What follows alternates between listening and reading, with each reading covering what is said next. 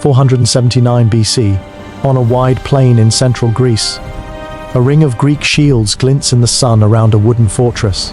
Inside that palisade, thousands of Persian soldiers huddle together, exhausted, cut off, waiting. What's about to happen is not a battle, the battle is over. This is something else. You've probably heard about the 300 Spartans at Thermopylae. The narrow pass, the last stand, the heroic deaths. What almost no one tells you is what came next. 11 months later, 10,000 Spartans came back. This time not as martyrs, but as the spear point of the largest Greek army ever assembled. What they brought with them wasn't just courage. It was a decision about what vengeance meant. By the time the light faded on the fields near Plataea, the dead would number not in hundreds, but in tens of thousands. The Persians who escaped, only a few thousand survivors from an invasion force that had once been over 100,000 strong, would carry home a story that rippled through the greatest empire on earth. This is how the Greeks answered Thermopylae, and why even they were unsettled by what they did. August 480 BC. The hot gates, Thermopylae. The narrow defile is choked with bodies. King Leonidas lies among his men, his corpse hacked up on Xerxes' orders, his head cut off, his mutilated trunk nailed in place as a warning. Around him, the last defenders, 300 Spartan citizens, 700 Thespians, 400 Thebans forced to stay, are all dead. The Persians haven't simply killed them. They've turned them into a message. Xerxes orders the Greek dead stripped of armor and weapons.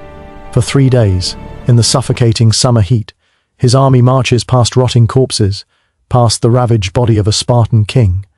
The theater is deliberate. This is what happens when you stand against the King of Kings. But the Spartans hadn't gone there to win. Thermopylae was a trade, one small force selling its life to buy time. The real question was what that time would purchase.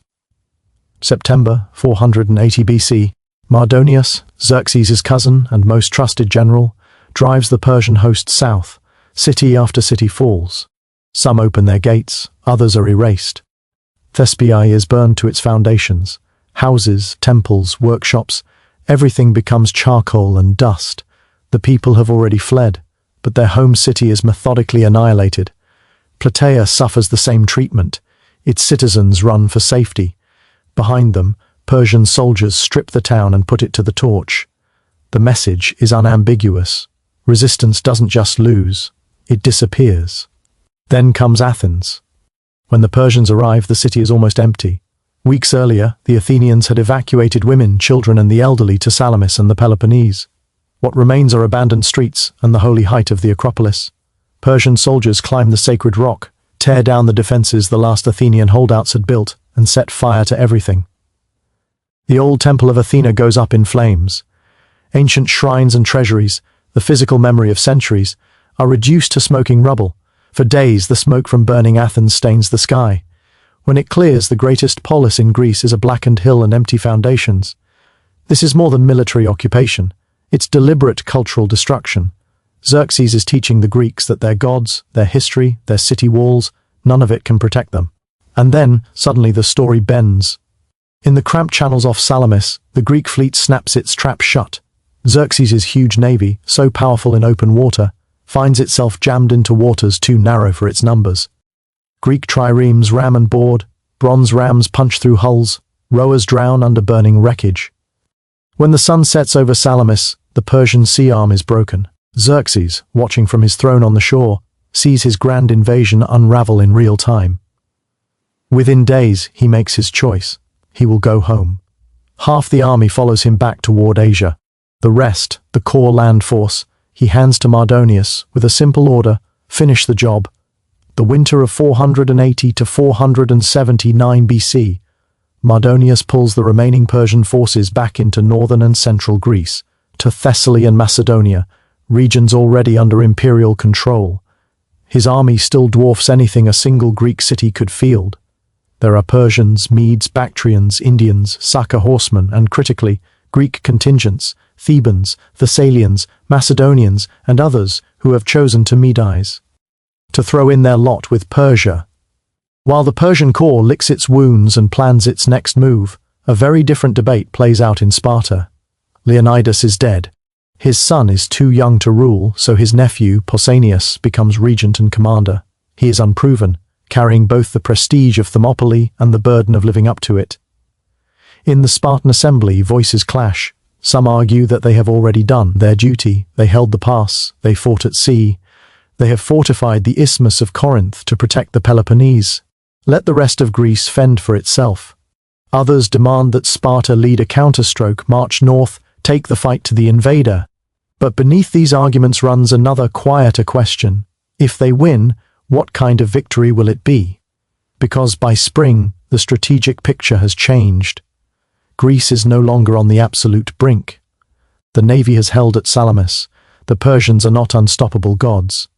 The Greeks have a choice about how far to go. Spring 479 BC. Mardonius tries one more weapon before committing to a new campaign, diplomacy.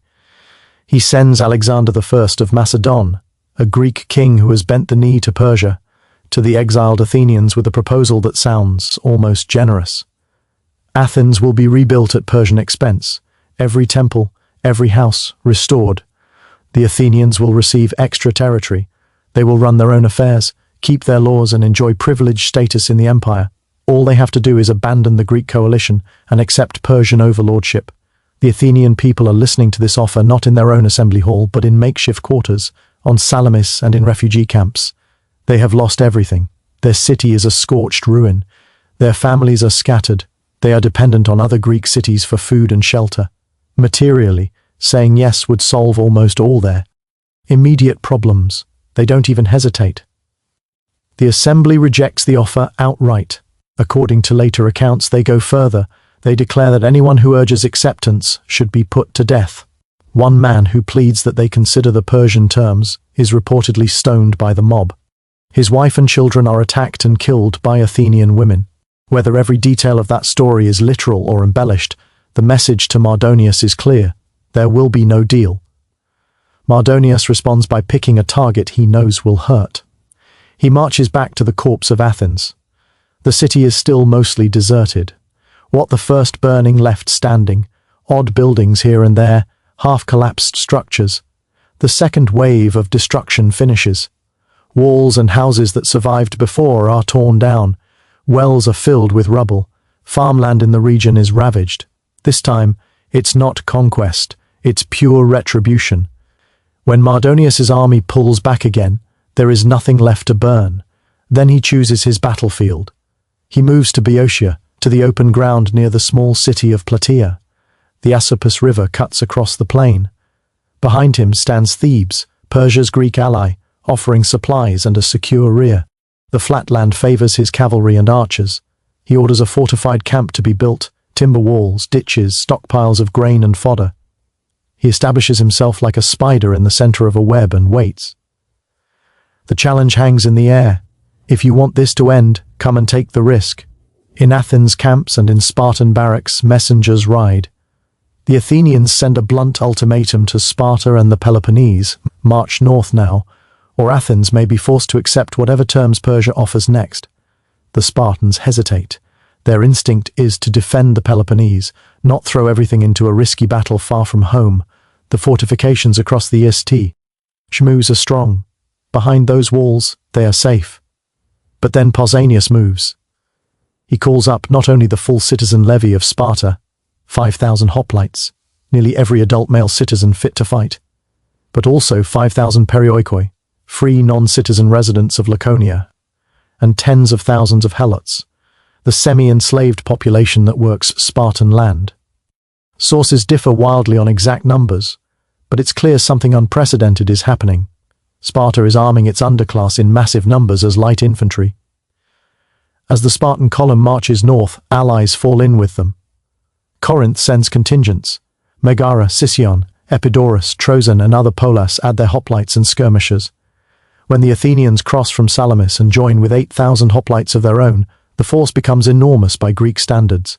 By the time the allied army reaches the foothills above the Persian camp, the combined Greek force is somewhere around 100,000 strong, the largest Hellenic army anyone has ever seen. The Greeks take up defensive positions on the lower slopes of Mount Cithaeron, looking down over the Persian lines. For those who know the grammar of hoplite warfare, the basic geometry is obvious. The Greeks control the high ground.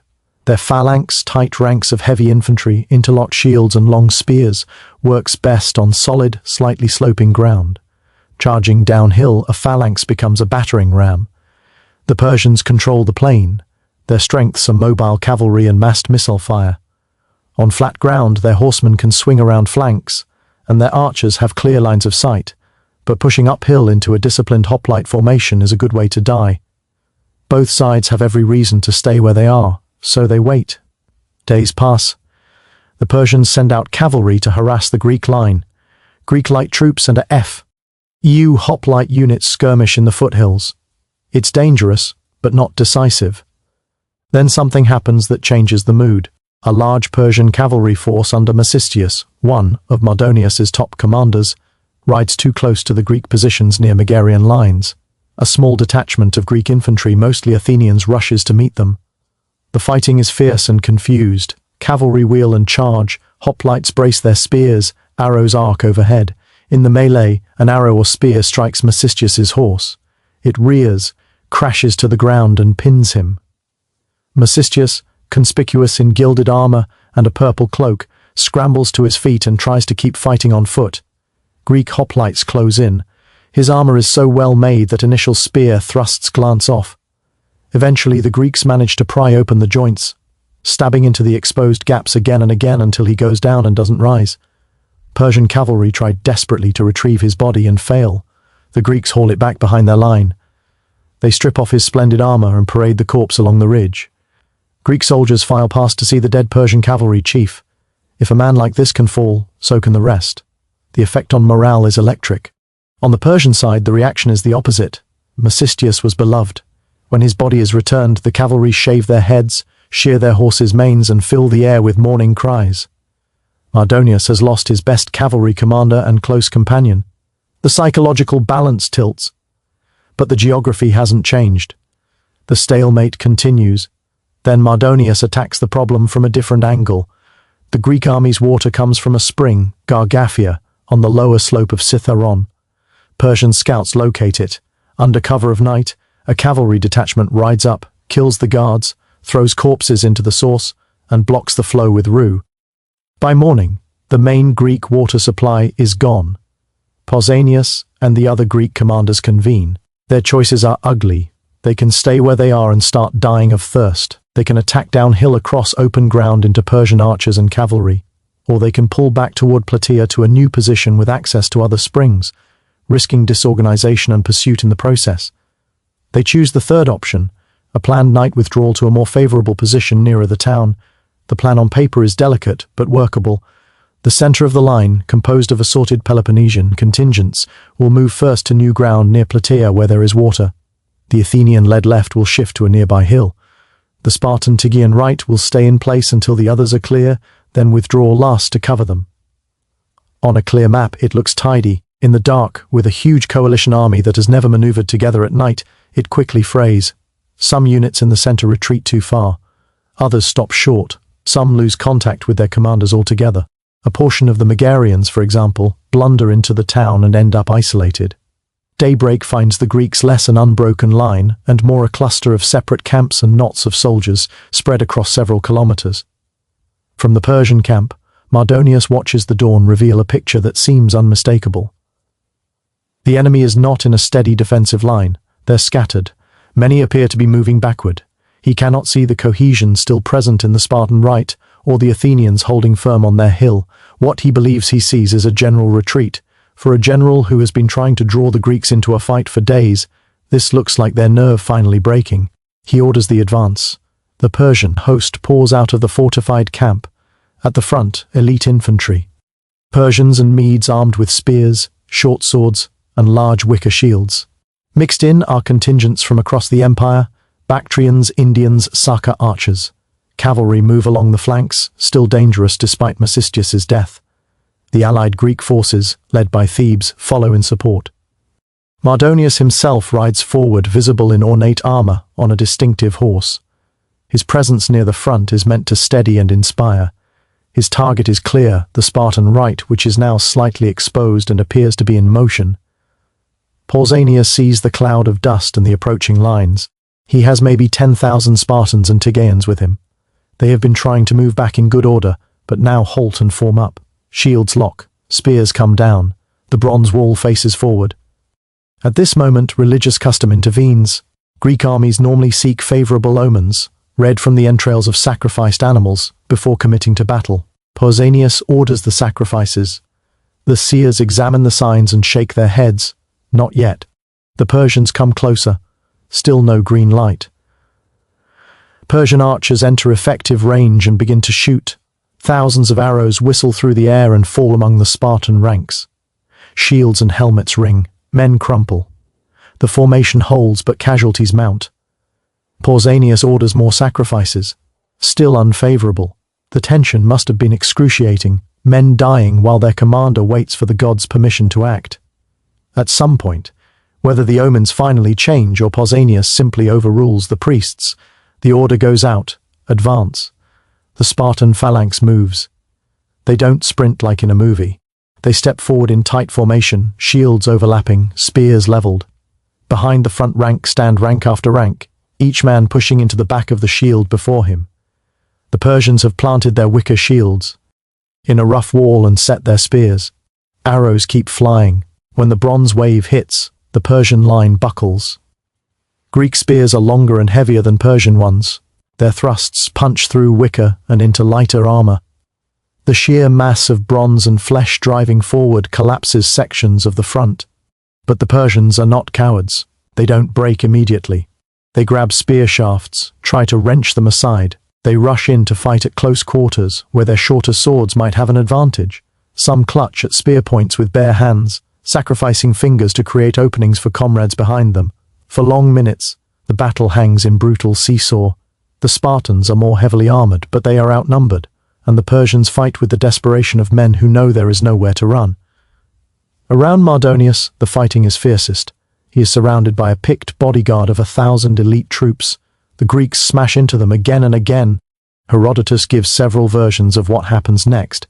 In one, a thrown stone strikes Mardonius in the head. In another, a spear thrust reaches him. In all of them, the result is the same. Mardonius falls. Word that the commander is dead spreads like shockwaves through the Persian line. Doubt turns to terror. Units waver, then snap. The Persian center breaks and runs. What follows barely qualifies as battle at all. Once an ancient army's cohesion dissolves, it ceases to be a fighting force and becomes a mass of fugitives. Heavily armored Spartans and Tedians pursue as best they can, stabbing down men as they flee. But the real slaughter is carried out by lighter troops. Greek peltasts, archers, and helots, less encumbered by armor, fan out across the plain. They chase down clusters of Persians, cut them down from behind, spear them as they try to ford streams or struggle up slopes. Greek contingents ride down stragglers. Meanwhile, on the Greek left, the Athenians have engaged Theban and other Boeotian units fighting for Persia. This is hoplite against hoplite, Greeks versus Greeks with similar equipment and tactics. The clash is longer and messier. The Thebans fight stubbornly, but when word reaches them that the Persian center has collapsed and Mardonius is dead, their resolve crumbles. Many try to break contact and flee to Thebes. The Athenians kill as many as they can catch. Thousands of Persians and their allies make it back to the fortified camp, the wooden walls close behind them. Inside there is food, water, and a defensible perimeter. For a moment it seems they might stabilize the situation. The Greek army regroups and surrounds the camp. Spartans and other Peloponnesians attempt to storm the walls but are repulsed. Open field phalanx tactics don't translate easily to storming palisades. The Greeks have few siege engines, and the Spartans are not specialists in this kind of fighting. Then the Athenians arrive from the left and take the lead in assaulting the fortifications. They find weaker sections, coordinate attacks, and under relentless pressure, a section of the wooden wall gives way. The Greeks pour in. What happens next is recorded in our sources with chilling brevity. The organized Persian defense inside the camp collapses almost instantly. Demoralized, trapped, and exhausted, most of the remaining imperial troops cannot mount a coordinated resistance against a fresh wave of heavily armed hoplites and enraged light infantry. The Greeks advance through the maze of tents, supply areas, and enclosures, killing as they go. There is no serious attempt to sort combatants from non-combatants.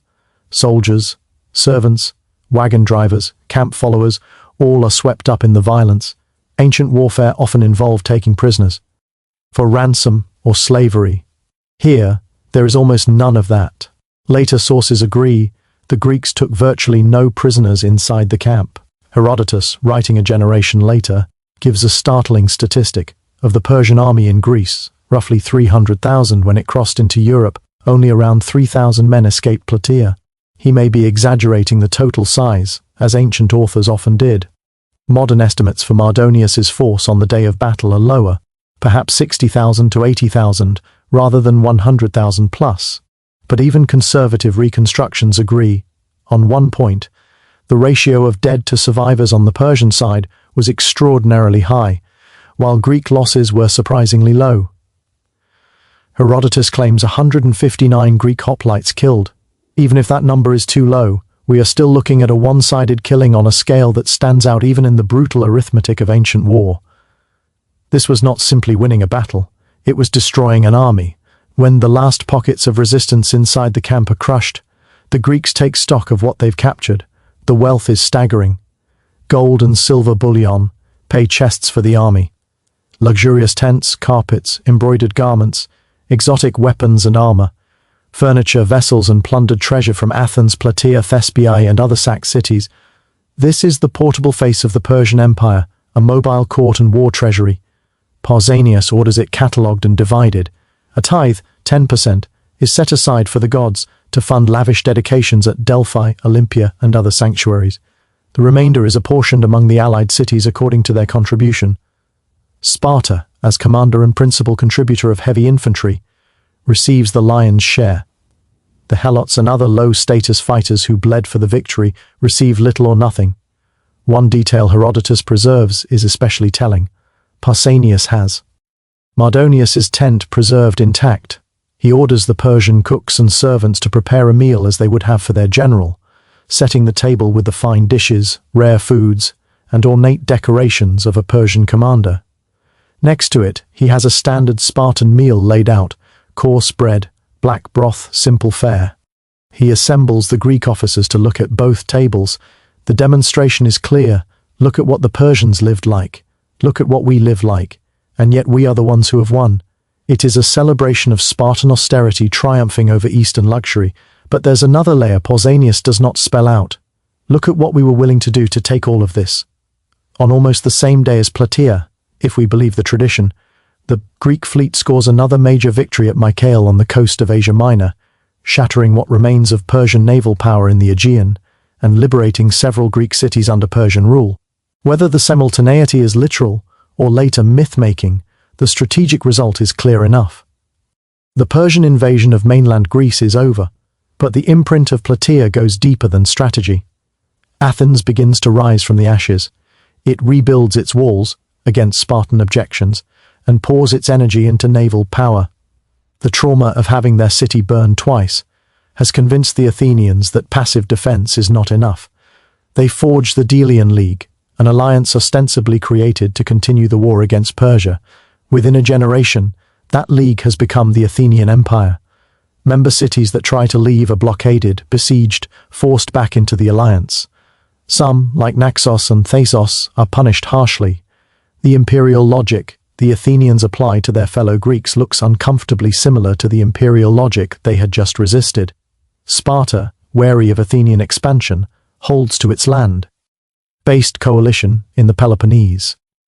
The seeds of the Peloponnesian War, decades of Greek-on-Greek slaughter, are planted in the same soil that tasted Persian blood at Plataea. In the short term, the Greeks also turn on those among their own who had sided with Persia. Thebes, which had fought at Mardonius's side, is besieged. Pausanias demands the surrender of pro-Persian leaders. When Thebes finally yields a handful of its oligarchs, Pausanias has them executed. Thebes is not wiped off the map. Its population is not put to the sword. The city is punished but not obliterated. That contrast is important. The Greeks demonstrate at Thebes that they are capable of a calibrated response, killing leaders, sparing the rest, which makes what happened inside the Persian camp at Plataea look even more like a choice. Modern readers are used to thinking of ancient battles as all-or-nothing affairs. In reality, most were not exterminations. In many clashes, once one side broke and ran, the victors could, and often did, allow fugitives to escape once they had clearly won. Killing tired men scattered across miles of terrain is hard work and carries its own risks. Captives could also be ransomed or enslaved, offering profit without extra danger. At Plataea, the Greeks did not stop at breaking the army. They chased, encircled, stormed the camp, and kept killing until there was almost nothing left that could be called a Persian force.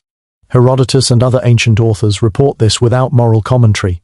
They give numbers, list cities, tell anecdotes. They do not frame it in terms of atrocity or war crime, categories that belong to later moral and legal frameworks. But hints that the Greeks themselves were uneasy show up in the gaps. Monuments commemorate the victory, list the cities who fought, praise the bravery of the fallen. They do not dwell on the human cost inflicted on the other side. Later writers occasionally suggest that some Greeks wondered if it was necessary to push the slaughter so far. The arithmetic at Plataea raises questions that go beyond tactics. When does defense become annihilation? At Thermopylae, 300 Spartans and their allies died to buy time. The story is clean, tragic, easily turned into legend, noble sacrifice in the face of overwhelming odds. Plataea is murkier. Here, the Greeks are not on the edge of extinction. They have allies, a huge army, and the advantage of terrain. They are not fighting just to survive the next week. They are deciding what kind of message to send, both to Persia and to themselves. By the numbers, Plataea does more than avenge Thermopylae. It makes an example out of an entire army. No Persian king ever again launches a full-scale invasion of mainland Greece. Later campaigns push influence, fund factions, play Greek cities against each other. But the idea of marching a massive expeditionary force across the Hellespont into Attica dies with Mardonius on that field. The implicit threat is clear: burn Greek cities, crucify Greek kings, kill Spartan elites. And if we catch your army in the open, we will not just beat it, we will remove it. The legacy of Plataea threads through Greek history in ways the participants couldn't foresee. It underwrites Greek confidence in their military system, heavy infantry, citizen soldiers, combined with allied contingents. It emboldens Athens to build an empire in the name of freedom. It stiffens Spartan resolve to remain the guardians of a narrower land bar. Said order. It sets the stage for future conflicts where Greeks will do to each other what they once did to Persians. Centuries later, when writers look back, they remember Thermopylae as the pure tragic story. It is easy to tell children. It has a clear hero, a clear sacrifice. Plataea resists that kind of simplification. It forces you to sit with a different set of images, not a last stand, but a pursuit, not martyrdom, but killing men as they run, not a doomed defense, but the storming of a camp and the methodical destruction inside. It raises questions that feel uncomfortably modern. When you are no longer fighting for bare survival, how far do you go? If an enemy has burned your temples and displayed your dead, what counts as proportional response? At what point does justice become revenge? At what point does revenge become something you cannot look at directly without flinching? The Greeks at Plataea won everything they could reasonably have hoped to win. They ended the invasion, they secured their cities, they set the conditions for an extraordinary cultural flowering, philosophy, drama, art, political experiment that would echo into distant centuries. But on that plain in Boeotia, they also discovered something about themselves. They learned that under the right conditions, when fear and rage and opportunity coincide, they were capable of more than heroic resistance. They were capable of near total erasure. Thermopylae endures because it fits neatly into a story we like, bravery against impossible odds. Plataea endures less comfortably, as a reminder of what can follow once the heroic deaths are paid and the survivors decide what the bill will be. The most unsettling questions in history are not always about defeat. Sometimes they're about what people choose to do when they have already won.